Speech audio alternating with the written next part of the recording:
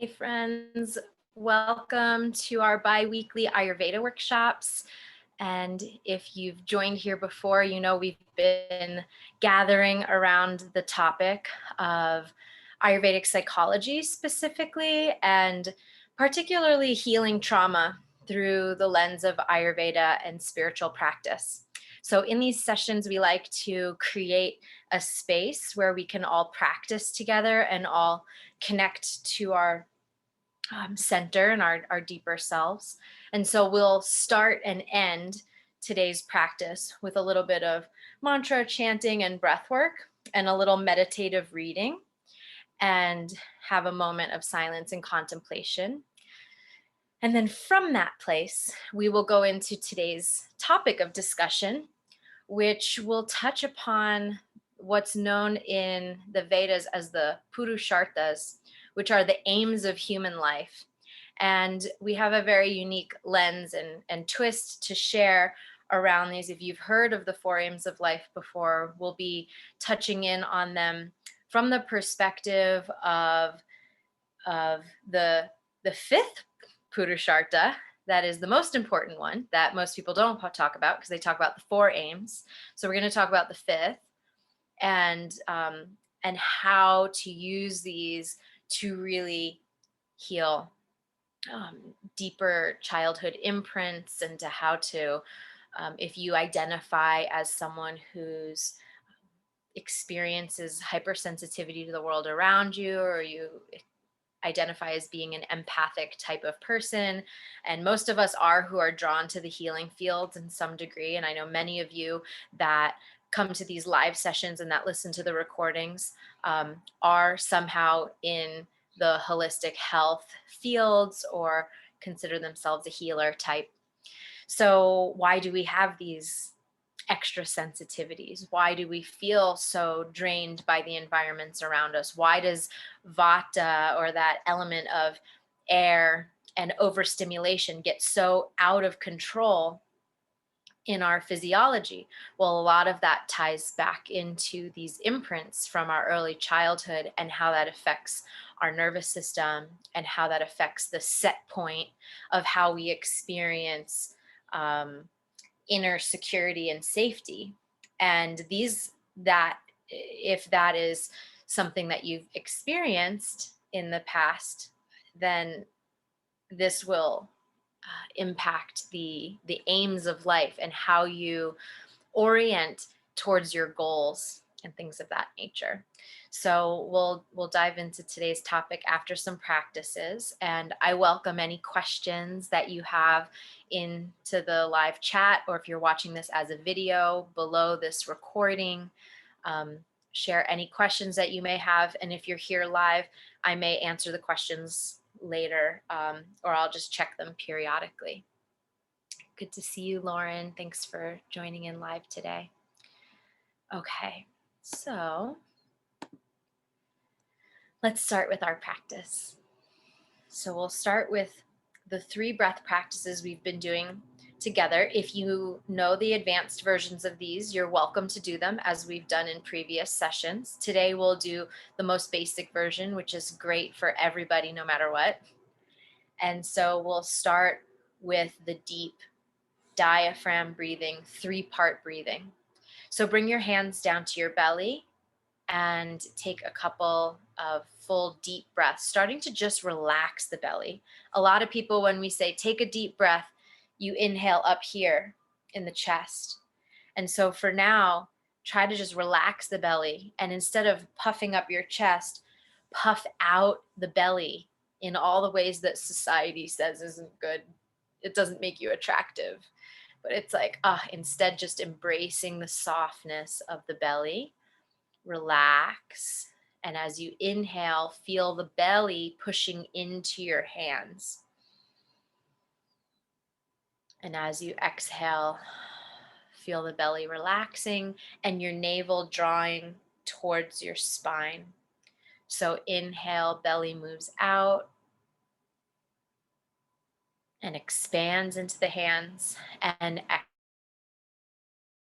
exhale, navel draws in towards the center. Inhale, expanding. And exhale, contracting towards the center. The chest should stay relatively calm at this point. And as you inhale, the lower belly fills and you'll move up to the second part. So inhale, belly and ribs. So the ribs start to now move out, chest stays relaxed. And then exhale, ribs, belly. So inhaling, belly, ribs. Exhale, ribs, belly. And you can do it with a little stop in between that makes it distinct. So inhale, belly, ribs. Exhale, ribs, belly. And now we'll inhale all the way up to the third part, which is the chest. So inhaling, belly, ribs, chest. Exhaling, chest, ribs, belly. Inhale, belly, ribs, chest. Exhale, chest, ribs, belly.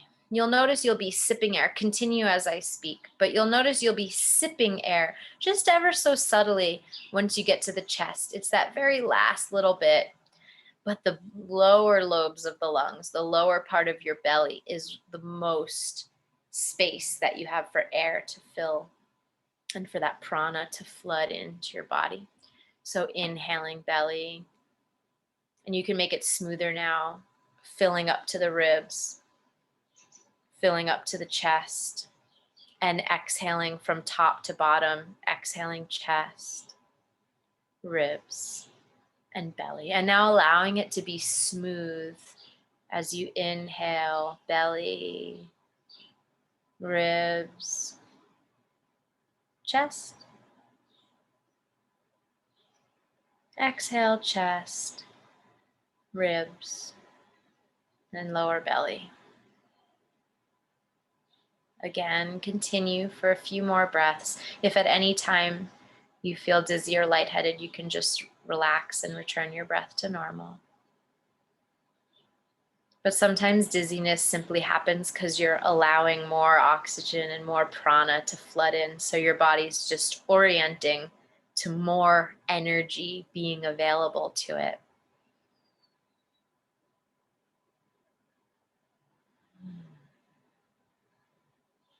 And so you're filling up from bottom to top, just like a pitcher of water fills from bottom to top. And then you empty that pitcher of water from top to bottom. And this really allows us to start to come into a little sense of relief and calm, especially if there's an early childhood imprint of unsafety, tension, anxiety. It just stretches the internal viscera, which actually allows the vagus nerve and the parasympathetic nervous system to just take over and help you feel calm and relaxed. So beautiful job. One more breath. Filling bottom to top and emptying top to bottom. And then relax.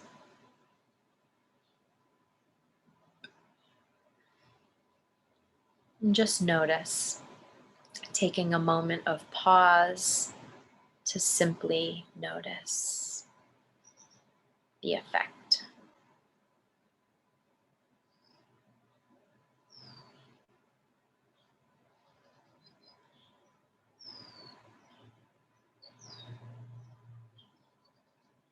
Beautiful. The next breath, we'll utilize similar process where you're filling from the bottom up.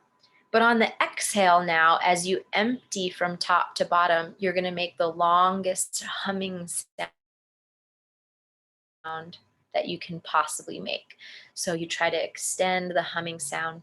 And really just your lips are pressed together, teeth are apart, your tongue might be touching the roof of the mouth, and you'll notice that humming create a really calming effect. So we'll do 3 breaths together.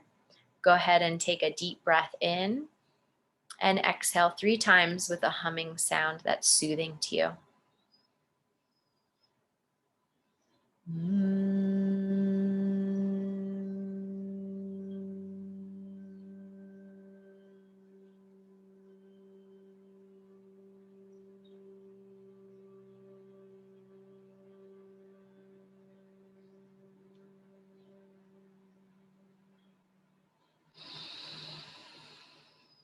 Good. 2 more.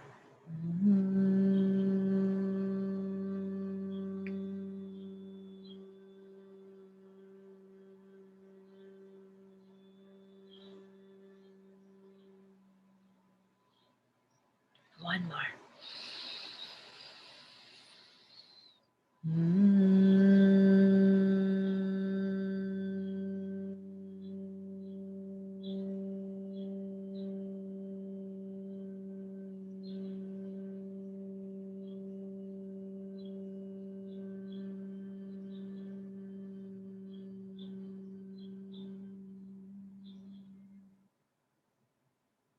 Take a moment of pause to notice the effect and to allow that effect to integrate.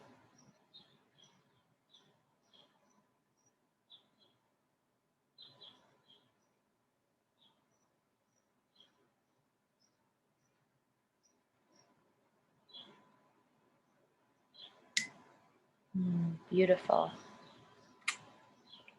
Welcome, Debbie, Corey, Lauren, Mike, and Catherine. So nice to see you all.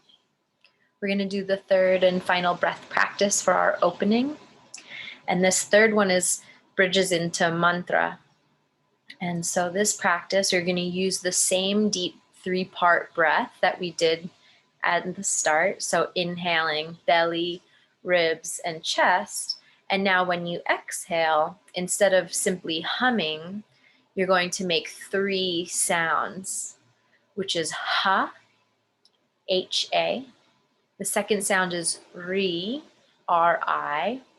And the 3rd sound is om, which could be looked at as 3 sounds in and of itself, actually. So the sound of om is 3 sounds, ah, oo, and and these represent the cycles of birth, death, sustenance of life, creation. So the 3 cycles of life. The sound om is the essence of all existence, and it's a seed sound. So ha, you'll feel ha begin in the lower belly, and it helps you access the lower part of your power center, and connection to your deeper self. So ha, and then ri moves the energy up the spine, and om circulates it around, and then brings it back internally. So we'll do 3 Hari Oms together, and this mantra will help circulate the energy, the prana or the chi, and help you ground in. It's also a very sacred, holy mantra that helps us connect with the divine. So taking a deep breath in, exhale 3 times with Hari Om. In breath. Hari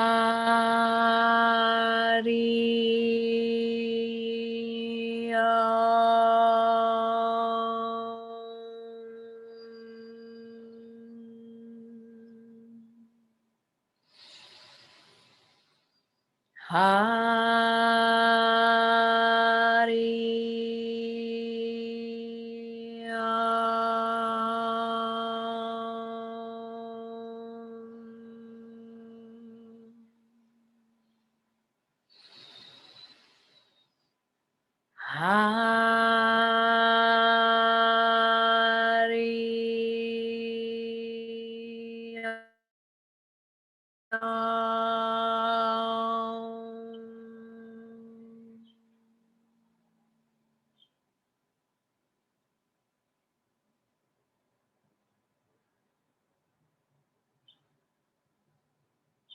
Having a moment of pause to integrate the effects and to notice whatever you notice.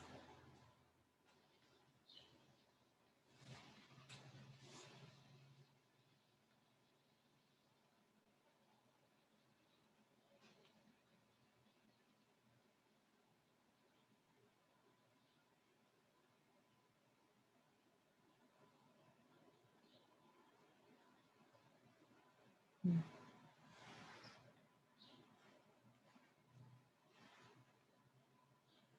And these are our contemplation today is words of wisdom from the Saint Anandamayi Ma.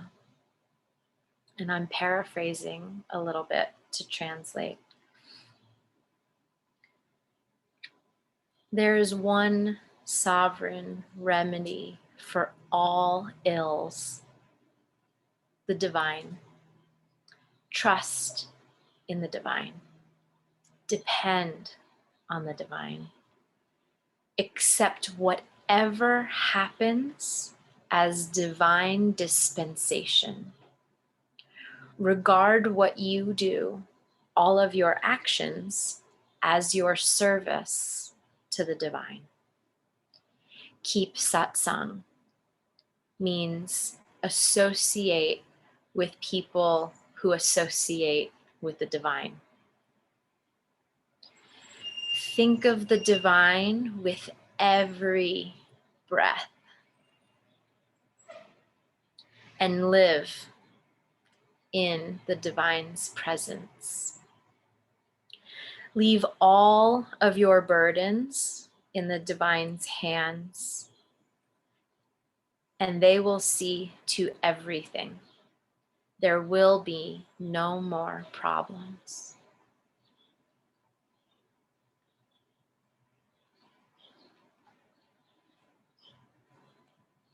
The holy will see to everything, and there will be no more problems.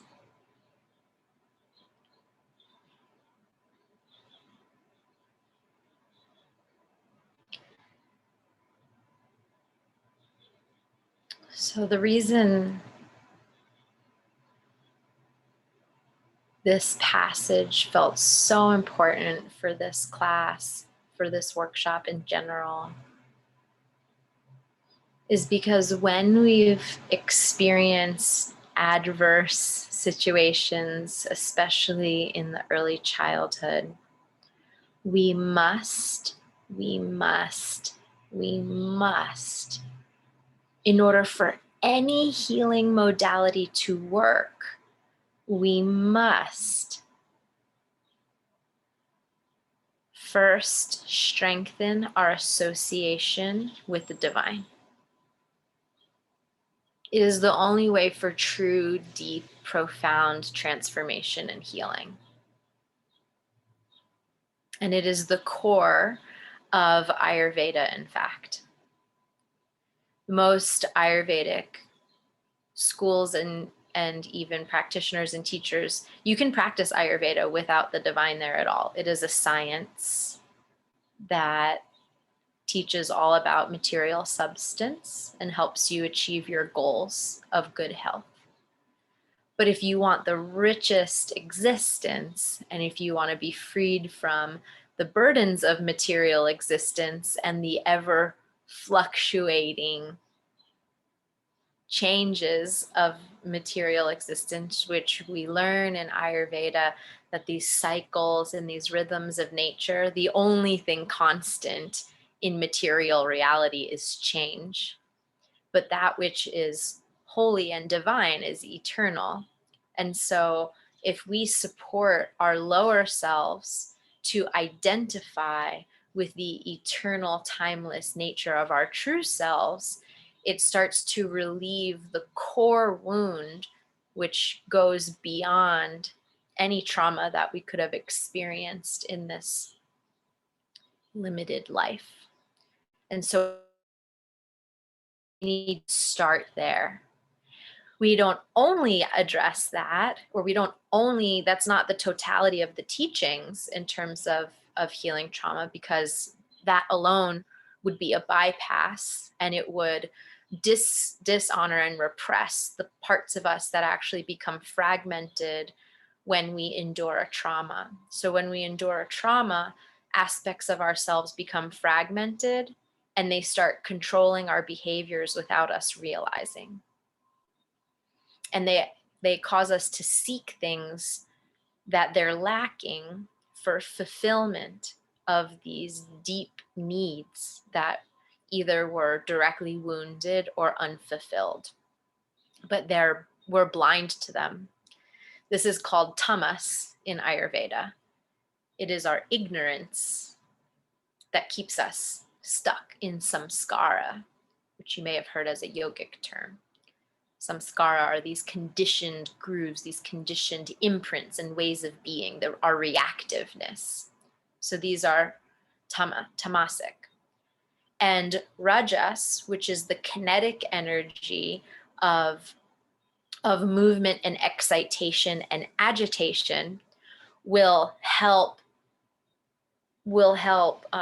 bury the tamas even further. So the things that are in our blind spot, the things that are in our ignorance, the parts of us that have been fragmented, hurt, and wounded that are controlling our impulses and behaviors and addictions, get covered by rajas. And rajas is this excitation energy, this agitation energy that will keep us stimulated in such a way that we avoid ever having to look at those things that are buried in the tamas. So the rajas energy is what impulses us into action. And it's what helps us, it creates these goals. And it also keeps us reacting to our material needs of our physical body constantly. And so in that, it keeps us, say, scrolling on social media. It keeps us engaging in constant activities and doings. It keeps us constantly trying to please others and overextend ourselves rather than take care of ourselves and self-care, things of that nature. And so rajas can become a numbing agent for tamas. But this rajas and tamas that's constantly in our psyche going back and forth prevents us from being able to actualize our true self. And the way that we can start to bridge ourselves into actualizing more of our true self is to cultivate more sattva in our practices. And sattva its root is in sat, which is that which is true. It's truth. So you being able to see clearly, you being able to feel contentment or peace or live simply and not entangle yourself in the constant sense gratification of the body, which is very apparent when there's illness or dis-ease or some kind of imbalance from trauma, mental, emotional, spiritual, physical. When those imbalances happen, it takes us away from that, which is a form of sense gratification. It's a form of strengthening the lower part of our nature or our ego self. Now, the ego is not bad and wrong. The ego needs to be redirected towards spiritual goals, not material goals. And so as we get into this topic, let me say one more bit on sattva. So we can cultivate more sattvic practices through the learning and study of Ayurveda and Ayurvedic dinacharya, which is how you live your day-to-day life in peaceful harmony with nature's rhythms as best as possible. And then you learn all about natural herbal medicines and foods and daily practices with oils, application of oils on your body and things of this nature that help you pacify the ever fluctuating changes that happen every single day as the sun's rising and setting and every single season of the year. So all of that throws our nervous system out of balance. So we need these physical, tangible tools to help create a sense of groundedness and stability on some level amidst all of the changes, and to help bring physical ailments into some level of harmony, and so that they're not deteriorating our body faster than it should be. And the whole reason for, not the whole reason, but the higher purpose of Ayurveda as a science of self-healing and holistic medicine is so that we can have a good, healthy, long life, so that we can reach the highest goal, which is the fifth Purushartha. So I'll get to that. But let's start with the four, because most of us, if we've experienced some kind of trauma or imprint in early childhood that's created reactiveness or created hypersensitivity to the world around us, or have created some kind of manifested in some kind of physical illness, whether that's, a physical disease or a mental, emotional, spiritual, like mental or emotional impairment in some way. For me, that was many, many digestive problems, reproductive problems, migraine headaches. It was panic attacks and anxiety, and it was a PTSD, dissociative disorder. So I've had like a number of, I could tell you all of my stories from all of those realms: physical, mental, emotional.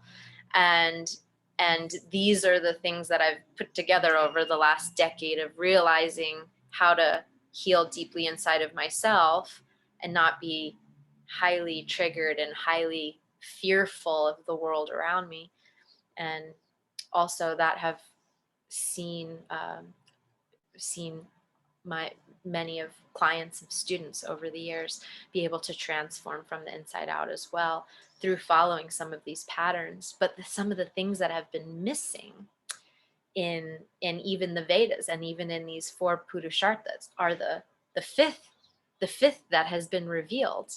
And so we want to talk about the fifth. We want to get straight there, because this is the keystone of healing trauma. This is the keystone of Ayurvedic psychology, in fact. And so through this lens, we get to see the benefits and the limitations of the four aims of human life. And then we get to associate and go directly to the fifth one, so that those four aims of life aren't the four lower aims, they're the four highest aims, because you can associate these four highest aims with the fifth one. Okay, enough generalization. Let's get into it. So the four Purusharthas. So Purusha refers to a jiva, and a jiva is an individual soul. So we are all jivas. We are the experience of the one, the holy, divine, eternal one, experiencing itself as the many. We're all emanations of that one great divine consciousness. And a jiva is like a little emanation that splits off from the whole, which doesn't take anything away from the whole and is in fact whole and complete unto itself. But a jiva is coded in the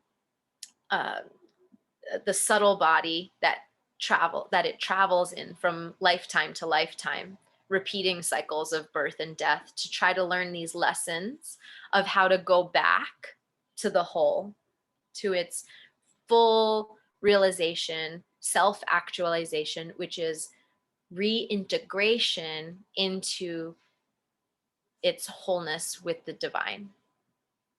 And so a jiva is us, our individual souls experiencing itself in all these unique forms. So Purusha is a jiva, and a Purushartha, and Artha is a goal specifically. So these are the goals of the jiva, or the goals of the human life are these four goals. And so the four are essentially, I'll give them to you in essence. Of course, I've led like multi-day workshops and retreats that go very, very deeply into these four. And so today, because we're here together for about an hour, I just want to give you an overview so you're aware of these. And you also can see through the limitations of what their influence is on you, how that impacts your psychology and healing, and then give you the highest perspective on it so that you're empowered in your own healing journey. So let's go through the four briefly. And the first, and I'll type them into the chat as well. Corey said, I need to stay away from Instagram and detox from social media. Absolutely. Those, everything in social media is designed to make us addicted. There's whole documentaries like created just to show how corrupt all of that is. So be careful. And I'm glad that you see that, Corey, that is something you need to decrease in your life, your engagement. Sue said, it's interesting that my life trauma came to a head when I was living on a street called Keystone. Wow. Wow. And now Sue says, now I'm living on Main Street. Beautiful. Yep. And Anne said, yep, it seems that there's a lot of humor in the divine, Sue. Yeah. Anne says, I too have found that there's deep truth in these things. Thank you for sharing that.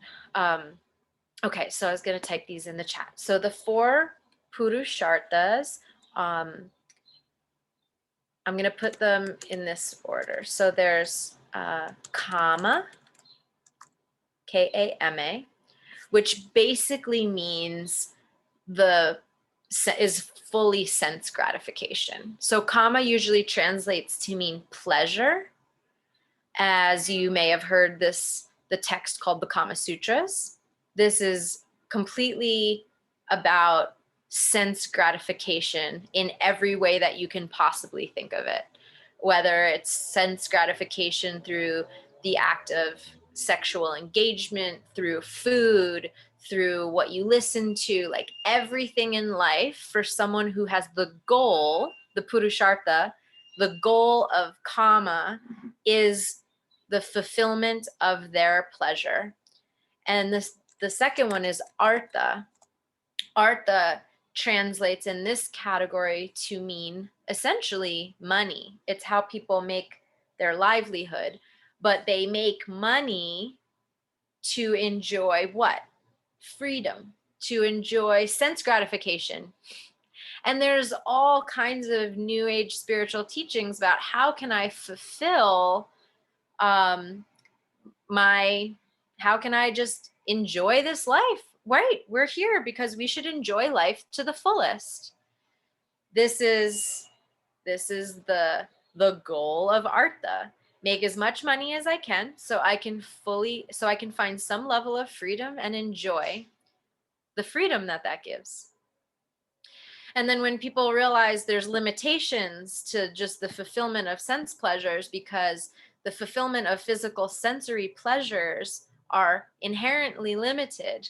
And if we have a trauma in our childhood that was marked by a deficit of love, a deficit of acceptance, a deficit of expression, a deficit of touch and affection, we weren't we didn't have the attention of our caregivers in a stable, kind, loving way, that creates a deficit. And then we spend our entire adult life with that part of ourselves in tamas ruling our behavior. And then people read these Vedic scriptures and they're like, oh, great, this is one of the goals of life. It's okay to do it. But they don't realize that it's still limited and that every single day you will be hungry. It's insatiable. Hunger is insatiable. Every single day you need to eat. So if Kama and Artha are the goals of life, then they are insatiable. And so you will keep coming back lifetime after lifetime to try to get more of that because there was some deficit. And so these goals of kama and artha on their lowest level are inherently limited. And there are elaborate whole industries, massive multi-billion-dollar industries and black market industries to fulfill these two goals. Yeah? Kama and artha, pleasure and monetary success. But they're insatiable and they create karmic entanglements. And if done just for the sake of trying to fulfill a deficit, it will never result to the thing that you're actually hungry and thirsty for, which is the fifth one. So let me go through the other two. Dharma. Most people hear these dharma, artha, and kama. Most people translate dharma as doing my good work in the world. Who am I here to be? The whole personal development industry is created around finding your life's purpose, doing what you're here to do. And yes, this is more virtuous than just seeking pleasure for pleasure's sake, just seeking money for money's sake. But dharma, when translated in that limited way, can also be, the impulse can still come from tamas, a need to fulfill my unique specialness because in childhood I felt so not that. And I wasn't supported, and I was torn down, and I was abused, or I was not encouraged in some way, right? So the quest for dharma, if those wounded child parts are still in tamas, then the search for dharma becomes a quest to fulfill that deficit. And then this leads to the fourth, which most people see as most people think is the highest form of spirituality. And this is called moksha. And moksha translates to mean freedom.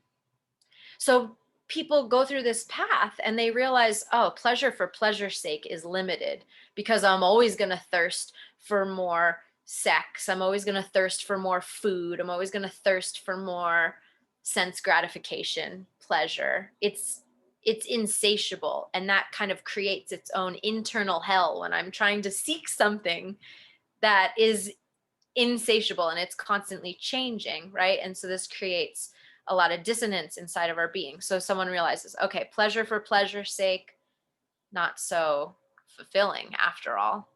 It's never ending. I always want more, more, more. And the same thing for artha. Wealth for wealth's sake, I always want more, more, more. Maybe that child part of you grew up very, very poor and then has dedicated its life to trying to find a life of meaning that is, wealthy and providing for its family, but it's still rooted in that core deficit. And there's this tendency when we play through these goals that we always feel unfulfilled. Once we even attain a goal, we start looking towards what's the next one. So the constant fulfillment of goals, we're going to keep reaching for the next one and the next one. We never find contentment and can just let go of wherever we attain. So it's insatiable. So we realize these limitations of these goals. Pleasure for pleasure's sake, wealth for wealth's sake, or not just for the sake of pleasure or wealth, but because there was a deficit in our earlier life. And then, okay, so we try to transcend beyond kama and artha, and we try to do dharma. We try to do our life's purpose. We try to do work that's meaningful and that's contributing to others beyond ourselves. This is beautiful. But we realize the limitation in that as well. Because dharma is mistranslated as work.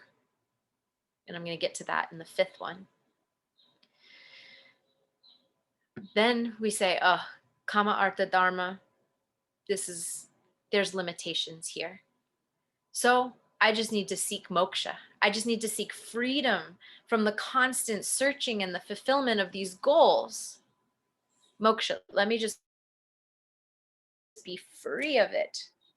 but moksha is limited in and of itself too, because freedom implies that we need to be freed from something. So freedom implies bondage and implies inner suffering. So most people in the spiritual realms, or like the modern spiritual realms, think moksha is the highest. And there's a very real need for religions that promote moksha. Yes, because this is part of the grander evolution of humanity, for sure. Let me release these goals, these lower goals. But in that, we're still actually seeking something. We're seeking freedom from something awful. And so this is where the fifth comes in. The highest, the fifth Purushartha, that transcends the four goals of life, but also gives new meaning to the four goals of life. So you can still experience Dharma, Artha, Kama, and Moksha, but through a different lens, as long as you have the fifth.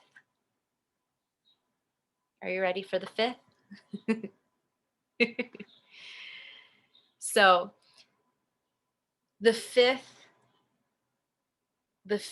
Purushartha is, there's a few different labels for it, but for today, the fifth Purushartha is prema,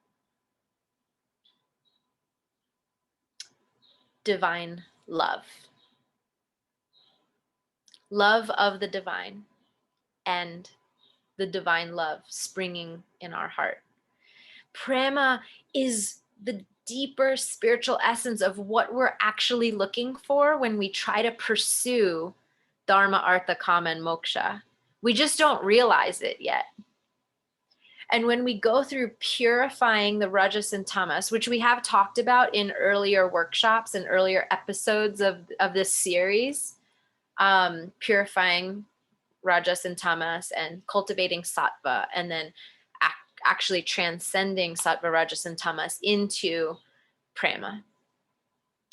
And the other word that we would also say would be this fifth Purushartha, or the highest aim of human life, is bhakti, which is the path of like bhakti yoga. Bhakti means devotional service. So love of God, love of the divine, love of the holy is prema, and bhakti is being in service to that divine love, to that divine truth, to that divine, holy, eternal aspect of creation, of our creator. Anne asks, how do you spell Purushartha? Purushartha. So it's Purusha, P-U-R-U-S-H, and then Artha, A-R-T-H-A, Purushartha.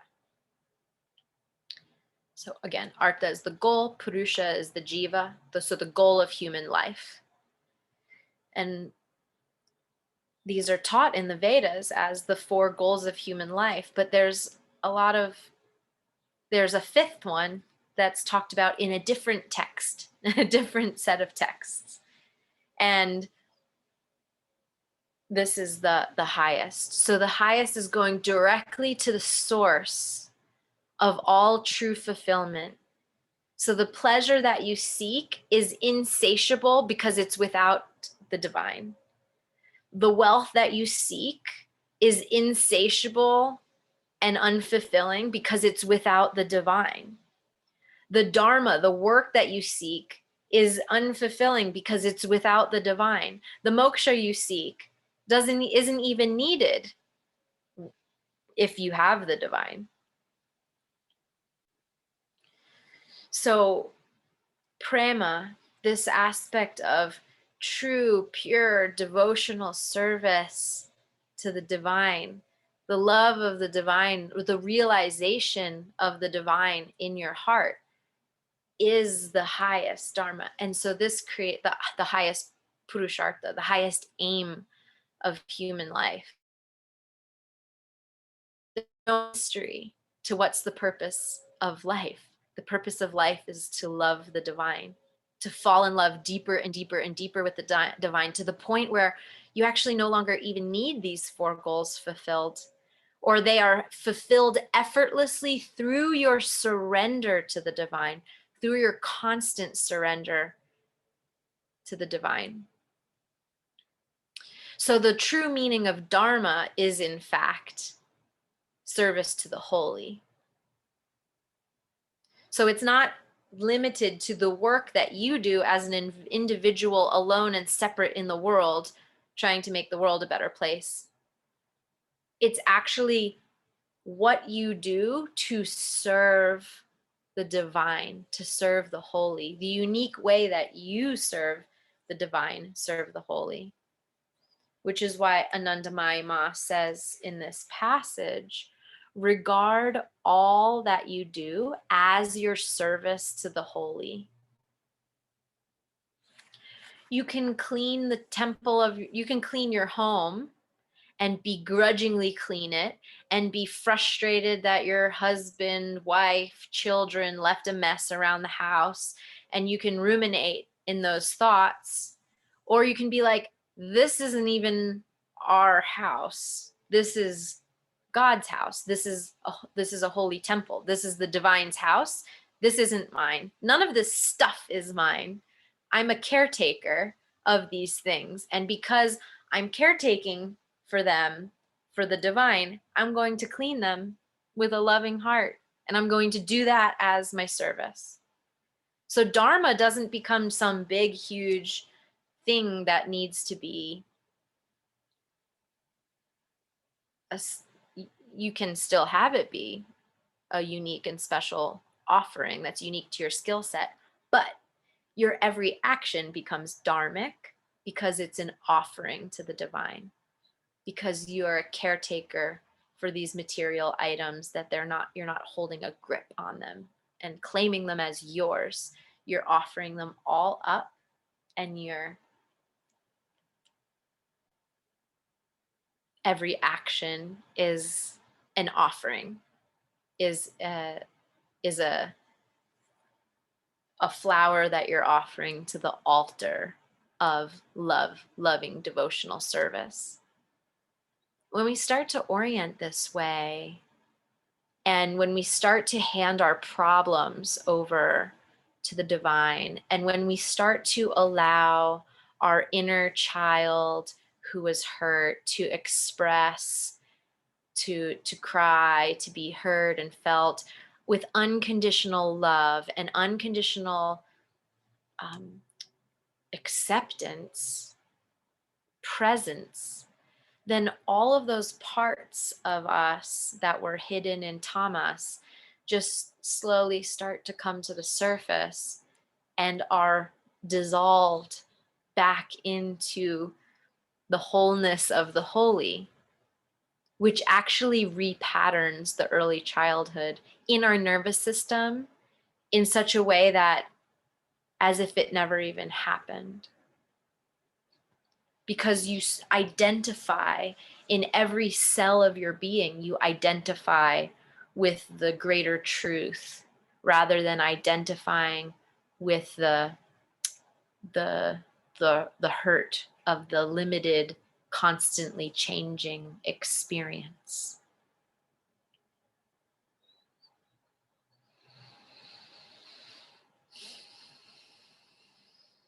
So she said, keep satsang.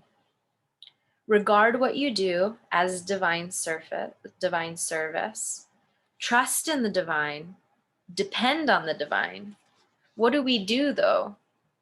Instead, we think, I need to fulfill Dharma, Artha, Kama, Moksha before I can have any time or money to serve the divine. People think serving the divine means I need to have, $50 million in the bank so that I can, literally, a client quoted that. I feel like I need $50 million so that I can just be free and have money to give to charities. And that's how it feels to our small self. limited self that feels separate from the divine.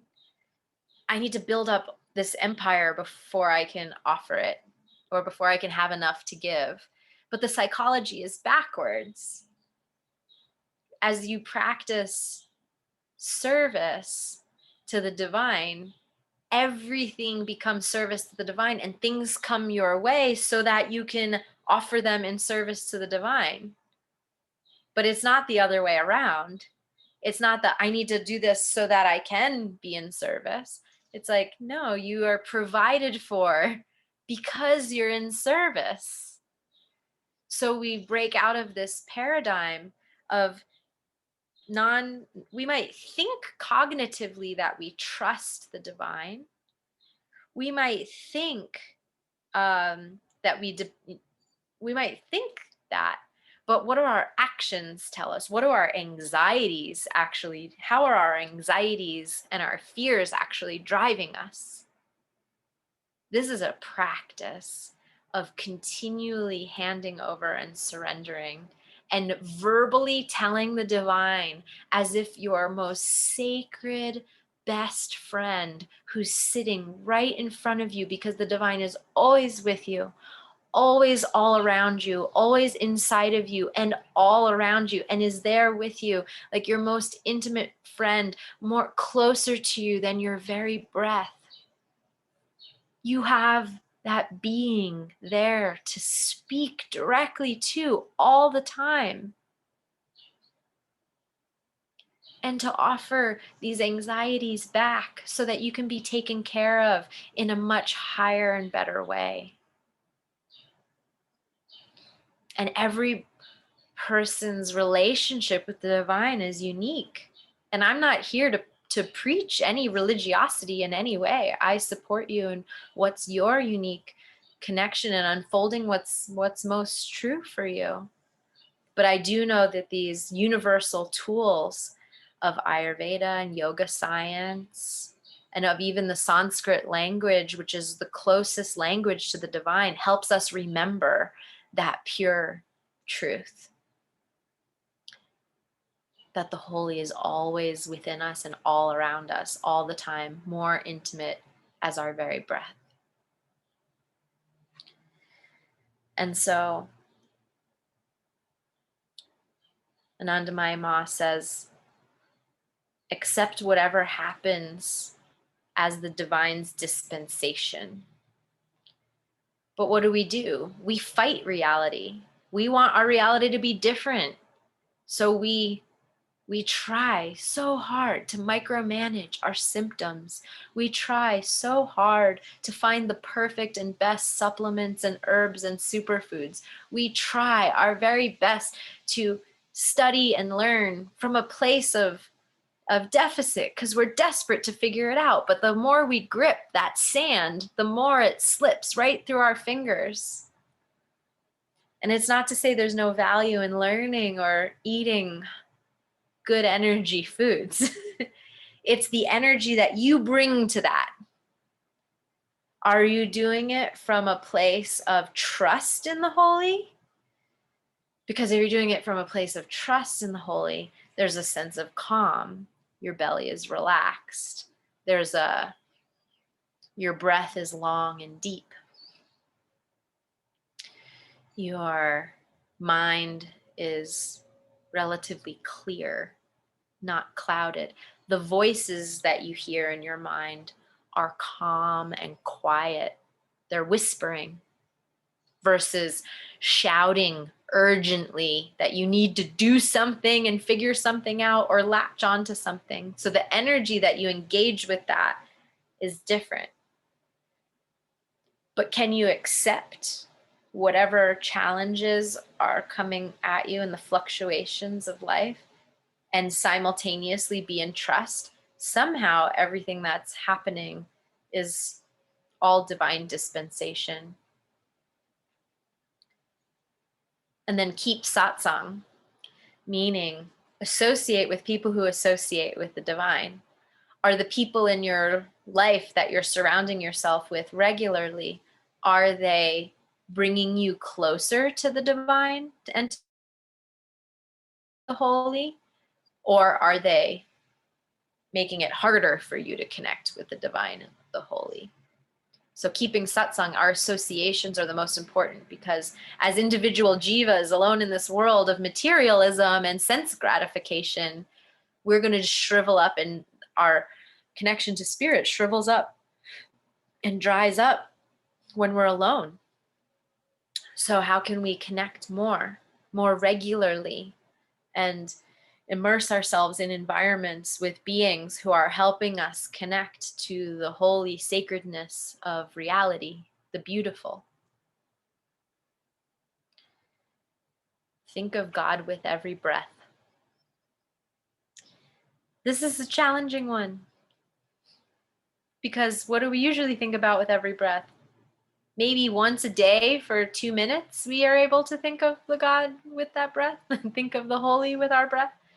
Most breaths, this is why we practice pranayama in the beginning. This is why we practice mantra, because we're uttering these holy syllables, the holy names, and it helps us remember, because as we're thinking, we need to feed. The nature of the mind is to constantly eat. So your mind, if you're not feeding it good food, if you're not feeding it holy food, holy inputs, it's eating whatever thoughts it fabricates, whatever anxieties and fears it's fabricating, unless you feed it good food. So you need to constantly be feeding your mind holy thoughts, listening to wise, saintly beings, reading autobiographies and books and on saintly beings that of various lineages, or scriptures from various lineages that have their pure essence, that are translated from the deepest place, not with an agenda to have power and control over, but to help you connect directly with God. So there's many paths to that. But your main focus in terms of orienting your psychology, and this is what true Ayurvedic psychology orients constantly to the divine. So feeding the divine, and so you're remembering the divine with your every breath. So that's a tall order here from Anandamayi Ma. Think of the divine with every breath. So we can set that as our morning intention. Each and every morning we wake up, may I remember you with my every breath today. And then every time you breathe, you realize, oh, bringing it back, bringing my focus back. And this is where mantra repetition really helps. Even if you're just doing that humming breath that we did at the beginning, or chanting Hari Om with every exhale, or listening to some beautiful devotional musicians on Spotify or on YouTube, you can just have those beautiful names of the holy repeating in your home over and over. And that helps. Songs, you get songs stuck in your head. So when you hear holy words and names sung, the songs can repeat in your mind more easily. And that's one of the strategies for deep remembrance. Leave all of your burdens in the hands of the divine, and they will see to everything. There will be no more problems. So, the 4 goals of life, or the 4 aims of life, are valid paths as long as they have the divine, as long as they have prema, bhakti, true dharma. Dharma is that which is helping us all remember the holy. So if each of your goals are in service to the divine, if you are, and really the order that I gave you in is the order of the lower goals. The order of the highest goals is dharma, artha, kama, and moksha. If you are able to engage in prema dharma, divine service to the holy love of creator, then this is the highest dharma. If you are able to offer all of your wealth and material possessions and belongings up to the divine and see yourself as a caretaker of life on earth that is all for the divine purpose, then that's the highest of that purushartha. And if you're able to experience kama, which is pleasure, but the pleasure now comes from the pleasure of being in the divine embrace, being in love with the divine and deepening your service and love of the divine. And then moksha ends up being not something to be freed from, but simply the the the beautiful opportunity to immerse yourself fully in prem, in the divine reality. So those are the 4 purusharthas as their lower equivalents, which, by the way, most everywhere you Google the purusharthas, they are going to be teaching how do you reach those goals better, and they're going to exploit the Vedic texts to help it fit today's modern culture. So just be aware that this 5th purushartha and this lens of really going into the purusharthas through the lens of bhakti, prema, and true dharma and the divine and the holy lens of the 4 purusharthas is something that you won't find as much on if you start researching it, but just revisit this class or seek teachers that are embodied in divine service so that they can orient you appropriately. But these things are also very deeply tie into, right? Ayurvedic psychology, the understanding of sattva, rajas, tamas, the um, the nature of our childhood imprints, because those 4 goals can be approached from a deficit. But what you really need to do if you want to heal those fragmented parts of your psyche or those inner parts of yourself that have had wounding, what you need to do is orient all of those parts of your inner kingdom towards the holy, because it's the only one that can heal them all. So we need to establish that connection with the divine first and foremost, and then everything else can unfold from that. So I'll give you the name of this book, as a few of you have asked for, and then we'll close up with one little mantra prayer, and then we'll say farewell until our next session. So the book that I'm reading is called A Goddess Among Us. It's The Divine Life of Anandamayi Ma. And there are many books on Anandamayi Ma.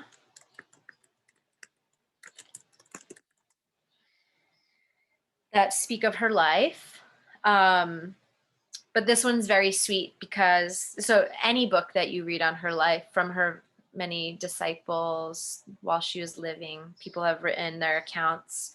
But this one has a whole chapter that are like translations of her direct words, which are really sweet. And like I said, I paraphrased some of those. And mostly I only paraphrase. She uses the word God and I paraphrase to the divine because some people find that a little bit more accessible. But if you're here with me in these conversations, I'm sure you don't mind the words in either direction. But I just try to translate it my best without losing the essence in any way. So yeah, enjoy those resources. And we'll wrap up with thank you, Sue, for writing that in there. A Goddess Among Us, The Divine Life of Anandamayi Ma. And I'm pretty sure I ordered that one on Amazon. But there's a whole nother conversation that I want to get into around all of this. But we'll leave it off at that for today. And we'll share our prayer, Loka Samasta Sukhino to Om Shanti Shanti Shanti. And this means may all beings be fully at peace and connected to the divine. But here's the thing. This is often translated, Loka Samasta Sukhino Bhavantu is often translated as may all beings be at peace, which kind of implies that we're not already. But truly we are. Our soul is already fully immersed in God. And so our only job really is to purify those coverings, the rajas and the tamas that keeps us from realizing the peaceful, eternal brilliance and opulence of the divine in our hearts and all around us. So as we chant this prayer 3 times today and say Om Shanti, may it be a remembrance of that which is already so. And we send that out with all the love and prayers that everyone does remember all that is already available to us and that we already are. Yes, Sue, exactly. So deep breath in and exhale with the prayer 3 times. Loka samasta sukhino bhavantu. Loka samasta sukhino bhavantu. Loka samasta sukhino bhavantu. Om Shanti Shanti Shanti.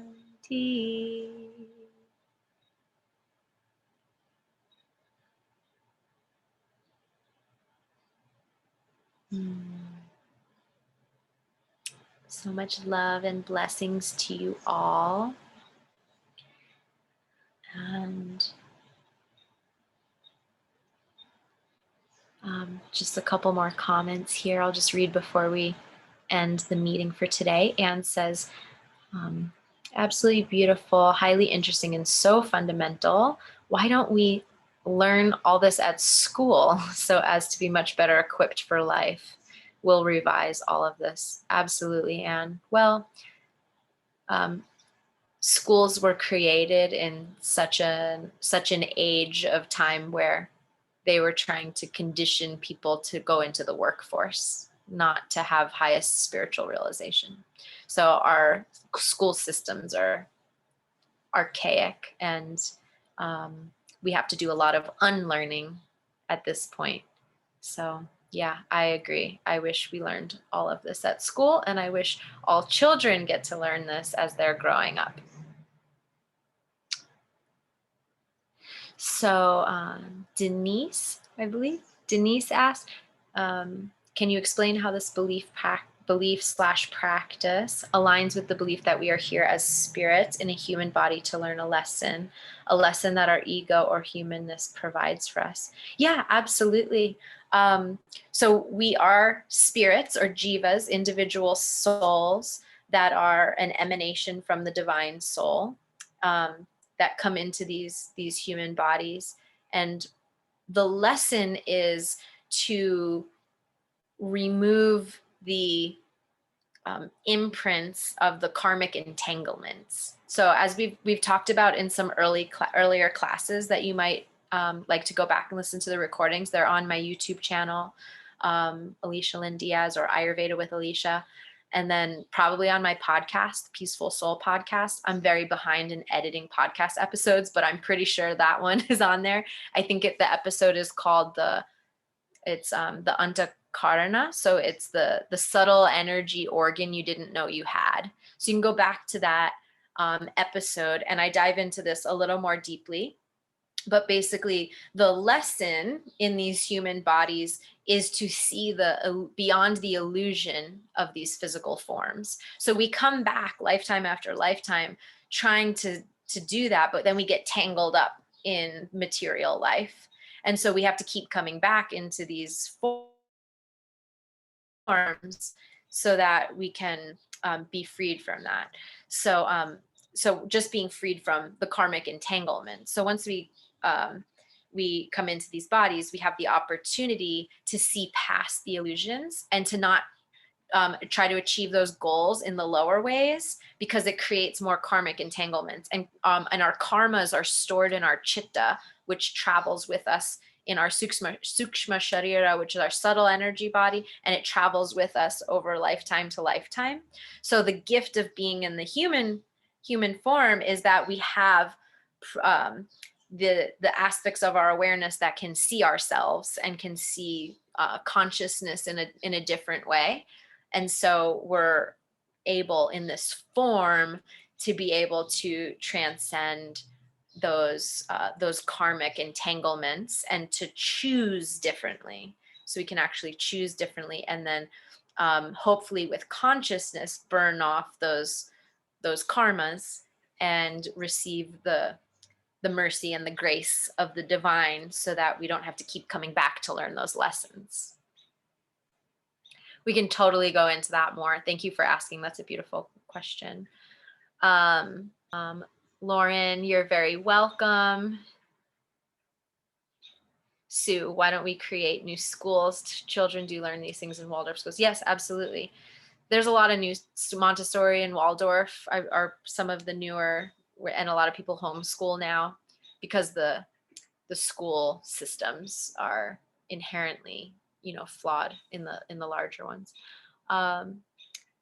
Okay, wonderful. So we're going to wrap up there. We're a little bit over time. So lots of love to you all. And I'll send out an email and let you know the next live sessions. If you're watching this on recording and you haven't joined our registration for these sessions, just make sure you go to alicialyndiaz.com and then click on the button that says trauma healing or workshops. And then you can register for the workshops and you'll get the recordings and the upcoming live ones.